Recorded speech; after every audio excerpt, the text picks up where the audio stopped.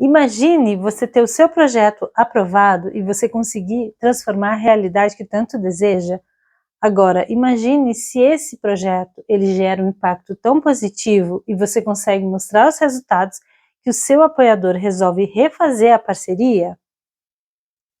Oi, tudo bem? Meu nome é Patrícia, eu tenho mais de 20 anos de experiência na gestão de projetos de organizações não governamentais e hoje eu vou te apresentar 3 modelos para organizar logicamente uma ideia e executar um bom projeto.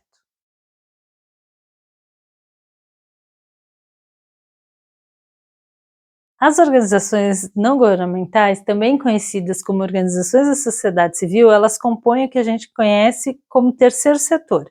Essas organizações elas fazem parte do universo privado, mas atuam em questões públicas. Boa parte delas realiza suas ações por meio de projetos, né? E para que elas consigam executar bons projetos ou mesmo organizar essas ideias, elas precisam engajar pessoas, recursos, conquistar parceiros e manter uma permanente comunicação com a comunidade e a sociedade de uma forma geral, para que as suas ações e a sua própria existência seja legitimada, né? Em recente pesquisa do GIF, que é o grupo de institutos, fundações e empresas, mais da metade da população vê como positiva as ações das organizações não governamentais. Isso é um bom sinal, visto que a nossa população ela entende como importante as ações dessas organizações e a sua existência. Hoje eu vou apresentar como que a gente pode transformar uma ideia que a gente tem de transformar a realidade em um projeto e fazer isso por meio de uma organização lógica. O que eu vou apresentar aqui são 3 modelos utilizados para isso, um deles mais utilizado no universo privado, mas que também pode ser utilizado pelas organizações, outro modelo que foi criado para atender demandas de uma organização que investia na área social, e um outro modelo que é específico, elaborado para essas organizações. Espero que possa ajudar você a organizar a sua ideia. O primeiro modelo que eu vou apresentar se chama marco lógico ou estrutura lógica. Ele foi desenvolvido no ano de 1969 a pedido da Agência dos Estados Unidos para o Desenvolvimento.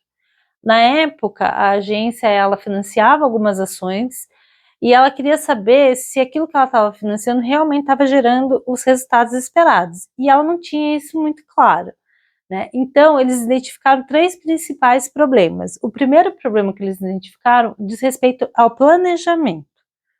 Eles não sabiam se aquilo que estava sendo feito, planejado para fazer, ia de fato transformar a realidade que eles tanto estavam esperando. O segundo problema dizia respeito à equipe, né? As atribuições de funções das pessoas também não estava clara, então isso fazia com que as pessoas não soubessem direito o que elas tinham que fazer. E a gente sabe que quando as equipes elas não sabem exatamente seus papéis, a gente pode dar margem para a geração de conflitos, né? Então esse era o segundo problema que eles identificaram. O terceiro problema diz respeito às metas, que por não terem indicadores claros, métricas, enfim, não se sabia como monitorar e avaliar aquele projeto, né? E aí eles mesmos relatam, né, que isso podia gerar julgamentos, né? Você poderia simplesmente dizer se esse projeto era bom ou era ruim por um julgamento e não por indicadores claros. Então, a partir daí, eles criaram esse modelo, que é o marco lógico, que foi muito utilizado e ainda é, para organizar o que é necessário dentro do projeto depois que você faz, que você pensa e elabora o seu planejamento, tá? O planejamento é uma etapa fundamental na elaboração, desenvolvimento e gestão de um projeto, tá? Então, o que tem aqui nesse quadro? Minha cachorrinha, você de volta. O modelo do marco lógico é organizado dessa forma aqui. Então, nesse lado aqui, a gente tem a descrição do nosso objetivo geral, dos objetivos específicos, os resultados e as atividades, tá? Então, o objetivo geral, o que ele é? Ele tem mais a ver com a transformação que a gente quer realizar. Então, por exemplo, vamos dizer que eu quero aumentar a participação política de mulheres no legislativo, né, de município, estado ou do país. O que eu vou fazer para conquistar isso, né? O que tipo de ação eu vou fazer para conseguir isso, né? E isso que eu vou dizer mais claramente que eu vou fazer tem a ver com os objetivos específicos, que tem que estar ligado ao meu objetivo geral.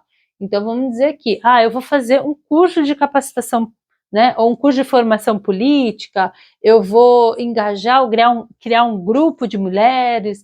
Enfim, eu vou deixar mais claro nos objetivos específicos, já encaminhando para aquilo que eu realmente vou fazer e que tem a ver com aquilo que eu quero transformar, tá? Então, depois, o marco lógico, ele apresenta os resultados. O que eu quero conseguir, né? O que efetivamente essas minhas ações, elas vão conseguir mudar. Os resultados, eles têm a ver com aquilo que eu vou conseguir concretizar e que está ligado ao meu objetivo geral.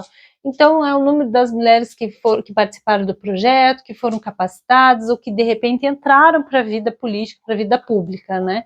Então, eu vou elencar isso, vou numerar os resultados que vão ter a ver com esses outros 2 itens do meu projeto.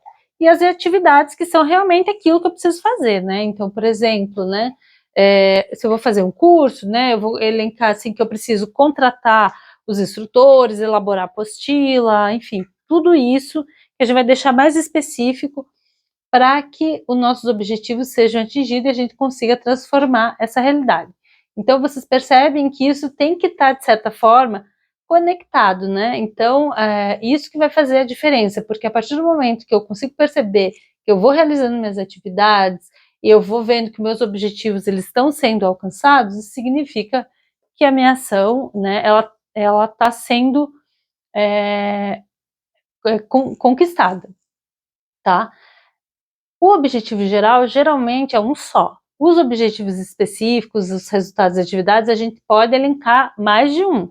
Mas o ideal é que a gente também não faça um monte. Às vezes a gente pensa assim, não, vou mostrar que eu vou conseguir fazer várias coisas, que eu vou conseguir concretizar vários objetivos, e às vezes isso mais atrapalha do que ajuda, né? Então, às vezes é melhor pensar assim, 2, 3 objetivos específicos que sejam bem claros, né? De preferência quantificáveis, não são todas os parceiros que pedem objetivos quantificáveis, às vezes não, às vezes deixam a questão da quantidade para as metas, mas tem alguns que a gente pode até colocar já nos objetivos específicos, deixar claro o número, né? Por exemplo, eu vou fazer um curso para beneficiar 50 mulheres, né? Tem alguns casos que a gente já coloca isso no objetivo, tem outros casos que a gente vai deixar isso para as metas ou resultados, né? Depois que a gente for alcançar. E as atividades que tenham a ver com isso. Então, aqui vai ser esse modelo. Depois a gente tem os indicadores, ou seja, o que eu vou olhar de cada item desses para ver se isso realmente está evoluindo, né? Aqui é a parte do meu monitoramento, né? Que eu tenho meus indicadores e a forma como eu vou verificar, né? Então, por exemplo, o meu indicador é o número de participantes, então o meu meio de verificação pode ser uma lista de presença, o percentual, né? Os indicadores também, o percentual de participação. Então, é o que eu vou olhar e como eu vou olhar para ver a evolução do meu projeto. E aqui na última coluna a gente tem as questões importantes que vão afetar cada item do meu quadro, né? Então, coisas que eu tenho que levar em consideração que podem afetar ou positivamente ou negativamente o meu objetivo geral, tá? Então, de modo assim, isso é um panorama do que seria o marco lógico ou a estrutura lógica. O segundo modelo que eu vou apresentar é a estrutura analítica do projeto, conhecida como EAP. Essa estrutura ela é apresentada no PMBOK, que é um guia de melhores práticas de projetos que é publicado e revisado periodicamente pelo Project Management Institute, que é o PMI. Essa metodologia, esse guia de melhores práticas, ele é muito conhecido no universo empresarial. Inclusive, assim, a gente sabe de muitos engenheiros que utilizam esse tipo de metodologia para construir prédios, né, plataforma de petróleo, então grandes projetos, mas que podem também ser úteis para a nossa realidade das organizações não governamentais, né? Eu acho que a gente tem que tirar o melhor do que cada metodologia pode trazer para a gente. Às vezes, quando a gente vai olhar assim, o guia, né, que a gente encontra essas ferramentas às vezes, disponíveis na internet, tem algumas coisas que a gente não entende muito bem logo de cara, assim, mas a gente vai se habituando e vendo a importância de algumas coisas que eles colocam lá e que são super válidas, né? Inclusive, existe a certificação, né, emitida pelo PMI, que é uma certificação muito validada pelo mercado, né, para quem quer seguir a carreira de gestor de projetos em empresas mesmo, né, então vale a pena também conhecer. Como que eles organizam a EAP? O que é a EAP? Ela também faz parte da etapa de planejamento dentro do guia do PMBOK, né? Eles organizam o projeto em 5 etapas. A primeira etapa é a iniciação, que é quando você faz mais ou menos um esboço, um resumo ali do projeto, para ter o aval daquela pessoa que vai apoiar, financiar, da própria empresa que vai botar recurso ali para aquele projeto acontecer. Então é a fase da iniciação. Geralmente eles elaboram um documento chamado termo de abertura. A segunda etapa é o planejamento, e a EAP tem a ver com essa etapa de planejamento. A terceira etapa é a execução, né, daquilo que foi planejado. A quarta etapa, monitoramento e avaliação. E a quinta etapa é o encerramento do projeto. Então, como que funciona a estrutura analítica de projeto? Ela é uma forma de você organizar hierarquicamente o teu objetivo com as ações, com as atividades. Lógico, assim, né, gente? Todos esses modelos, até o marco lógico, a EAP, são modelos que a gente pode adaptar conforme aquilo que a nossa realidade pede, né? O importante é que faça sentido para a gente. Então aqui eu até coloquei as ações, mas poderia ser os objetivos específicos e depois as ações, né? Então a gente vai organizar conforme aquilo que a gente está querendo concretizar, né? Mas o importante da EAP é que mostre esse encadeamento, né? Ela é uma excelente ferramenta, vamos dizer assim, para a gente organizar as principais entregas do planejamento, né? Aquilo que eu vou entregar, aquilo que eu vou efetivamente fazer, e para compartilhar com a equipe ou com os parceiros, os apoiadores, como se fosse um mapa de toda o que vai ser feito durante o projeto, né? Então, por exemplo, né? Eu posso colocar aqui os objetivos e as ações e as atividades, e aí a gente sabe se isso está acontecendo de forma lógica, né? Então, assim, se eu atingir, se eu conseguir realizar essas atividades, quer dizer, então, que essa ação está ok, ou não, né? Eu vou monitorar a partir disso. Então, ela é uma boa ferramenta para a gente organizar isso, monitorar, né? Compartilhar, né? Esses quadros eles funcionam também não só para a gente organizar, né? A equipe organizar o planejamento do projeto, mas a gente compartilhar com pessoas que vão estar participando, mas vão entrar em outras etapas, com os apoiadores ou mesmo com a comunidade para entender aquilo que está sendo feito, tá?